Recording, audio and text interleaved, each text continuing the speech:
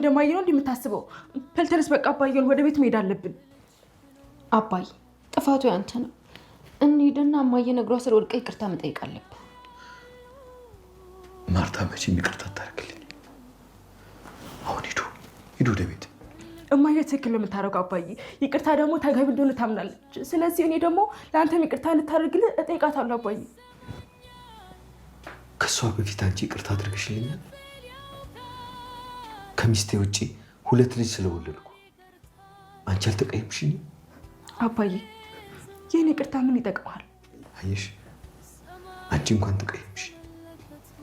ቆይ ማርታስ ምን ታድርግ? ግድ ሆኖባት ነው እንጂ እኮ ማርታ ትገለኝ ነበር። እናንተ ልጆች ስላላችሁ ነው የተወች። አባዬ አሁን ሂድና እግሯ ስለ ወድቀ ይቅርታ ጠይቃት አባዬ። ቻቸውን ሲያወሩ ነው ያደሩ። እናንተ ሴቶች ገና ታሳብሉናላችሁ፣ ጨርቃችንን ታስጥሉናላችሁ። አንተ ገዜ እየቀለድኩ መስሎ ነው? ከምሬን እኮ ነው። ኤቢ ክፍል ሌሊት ስነሳ ሰምቻቸዋለሁ ሲያወሩ ነበር እኮ። እንዲሁም የሆነ ቀን የሰማሁት ወንዶች ከሴቶች ቀድመው ይሞታሉ ሲባል። ጥጋባችሁ ነው ገዜ፣ ጥጋባችሁ እኮ ነው የሚገላችሁ። እንደውም እኔ ላገባ ነው። እሺ ማንን? አቻን? አዎ አቻን፣ ወንድ እንደው እሱን አግብቼ ባለበላስ እንደው ባልጠጣስ ገዜ ቢቀርብኝ። እንዲህ ብላችሁ ትገቡና ፍቅራችሁ ሲያልቅ በውሃ ቀጠነ ትጨቃጨቃላችሁ። ላገባ ነው። እሺ ምንም በልብል አገባለሁ። ስማ ግን ማርቲ እባክሽ ስለ ልጆቻችን ስለ ውሃ ብለሽ ይቅር በይ። ደረጀ ተነስ እባክህ። እኔስ ውሃዬ ተነሺ። እሺ አባዬስ? አንቺ ምን ትሰሪያለሽ? ማነው እዚህ እንድትገቢ ያደርግሽ? ናታ እባክሽ ማርቲ አንድ እድል ብቻ ስጪ። ደረጀ እባክህን ተወኝ። የዚህ ቤት ጭንቀት አሁንም እየቀጠለ ይገኛል ማለት ነው። ከዛሬ ነገ ይሻላል እያልን እኛም በጉጉት እየጠበቅን ነበረ። እኛም እያሰብነው የሆነ አይደለም ማለት ነው። ማርትዬ እንግዲህ በዚህ ጊዜ በጣም በከባድ ሁኔታ ውስጥ ትገኛለች። ራስን ከመካድ በስተቀር ሌላ ምንም የሚያሳምም ነገር የለም። እውነት ለመናገር በዚች ምድር ላይ እስካለን ድረስ በህይወት እስካለን ድረስ ሀብት፣ ንብረት፣ ገንዘብ ሳይሆን ማንነታችንን ሰጥተን ንጹህ ልባችንን በንጹህ ልብ አብቅሮ ወዱ እስከ ጥግ ድረስ ሂዶ ያ ሰው ሲከዳ በሌላ ሰው ሲተካበት ያ ነው የሚያመውና የ25 ዓመት ፍቅሬን አጣሁት። ደረጀ አንተ ነህ ሁሉ ያደረከኝ። እንዴት በእኔ ላይ ሌላ ቦታ ትሄዳለህ? እንዴት ባልጠበቅኩት ነገር ሁሉ ይሄን ሁሉ ታደርጋለህ? ጠብቄው ማላቅም፣ ይሄን በፍጹም አድርጌው ማላቅም፣ አስቤው ማላቅም። እኔ እኮ የሚገርመኝ ይሄን አላደርግም ብዬ መጠራጠር ትላለች። እውነት መናገር ከምር በጣም ነው የሚያመው። አሁን ለምሳሌ እናንተኛ ላይ ቢሆን አምነነው እስከ ጥግ ድረስ ይሄርንለት ላለ ሰው ለዛ ሰው ያ ሰው እኛን በምንም ምክንያት ሳይጠይቅም ሆነ በምንም ምክንያት ጥፋትም ሳይኖር ሌላኛ ሰው ጋር ሂዶ ስታገኙት ምንድን ያክል እንደሚሰማ ግን እግዚአብሔር ይመስገን ነው የምንለው እኛ ላይ ቢሆን ማለት ነው። ማለት አሁን እነ ማርታ አይደለም ምንም ሳንጀምር ወጡ የሄደውን ሰው ነው ያልኩት። ማርትዬ በጣም ነው የሚጎዳው። ወልድ ያለት ብዙ አመት ተቀምጣለት ባሌ ብላ ሁሉ ነገር ዋንትታ ለሱ ብላ ኑራ ያ ሰው ሌላ ቦታ ቢሄድ ያማል። አሁን ላይ ግን በፍቅር ውስጥ መጥቶ አንድ ሰው ፍቅራችሁን ተቀበላችሁ አንድ ላይ ይኖራችሁ እናንተ ምንም ነገር ሳታደርጉ ንጹህ ልባችሁን ሰጥቶ በፍቅር ትቷችሁ ለሄደውን ሰው እንዲያትማራሩ እግዚአብሔር ይመስገን ብላችሁ ነው ማሳለፍ ያለባችሁ። ምክንያቱም ቤተሰብ ያ ሰው ለእናንተ ያልተሰጠም ቢመጣም ሊያጠፋችሁ ሊገላችሁ ወይም ደግሞ ሌላ ነገር ሊያደርጋችሁ ይችላል። ለእናንተ የተሻለ ነገር ይዞላችሁ ነው ፈጣሪ። የኛ የሚሆነውን ነገር በፍጹም አይሰጠንም። ስለዚህ የተሻለ ነገር ነው ለኛ የሚሰጠን ማለት ነው። መልካም ነገር ነው ለኛ የሚያመቻችልን እንጂ የኛ ያልሆነን ነገር በህይወታችን አያድለንም አይሰጠንም። ያንን የማይሰጥብን ምክንያት ደግሞ ልጆቹን አሳልፎ ለሰይጣን አይሰጥም። ምንም ቢሆን ለኛ የሚሆነውን እንጀራ ብቻ ነው ባርኮ የሚሰጠን። ይሄን ሰራልን ሳይሳካ ይቀራል። ያ ቢሳካ እንኳን ለኛ ህይወት የማይጠቅም የሚያጠፋን ይሆን ይችላል። ከሱ ልጅ ከሱ መቅደስ የሚያረቀን ይሆን ይችላልና ማርትዬም በዚህ አጋጣሚ በጣም እያዘነ ትገኛለች ማለት ነው። በጣም በከባድ ሁኔታ ውስጥ ናት ማለት ነው ያለችው። ኤቢም ራሱ በጣም ነው አባቷን ያዘነችበት ነበረ። መጨረሻ ላይ ሲያረዳዳት አባዬ ለምንድን ነው ይሄ ሁሉ የተፈጠረው በምን ምክንያት ነው እያለች ስትነግረው የነበረችው ልጅ እኔ አንቺን ከዚህ በኋላ ምንም ልልሽ አልችልም፣ ይቅርታ ብቻ ነው ኤቢ ምልሽ፣ ምንም ላደርግ አልችልም። ላታምኝ ትችያለሽ። አንቺም እንደ እናትሽ አኮረፍሽኝ አይደለ? አንቺም አተረጅኝም። እኔ ግን ወዳችኋለሁ። ደሞም እንደዛም ሆኖ ማለት ነው ደረጀ ቦታ ላይ ብንሆን አንፈርድበትም። ሊሳሳት ይችላል። ሰው ነው፣ የሰው ልጅ ነው። ብዙ ውድቀቶች ይኖራሉ፣ ብዙ ስህተቶች ይኖራሉ። ግን እንደዚህ የሚያደርግ ባል ደግሞ አይኖርም። ተደረገ፣ ተፈጸመ።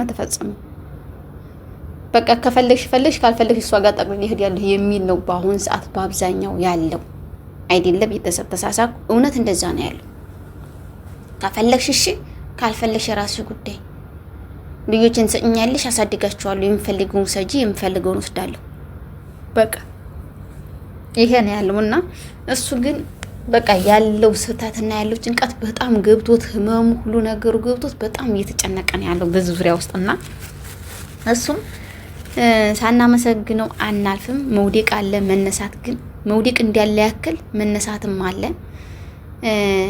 ኃጢአትን ብንሰራ መማርም አለ።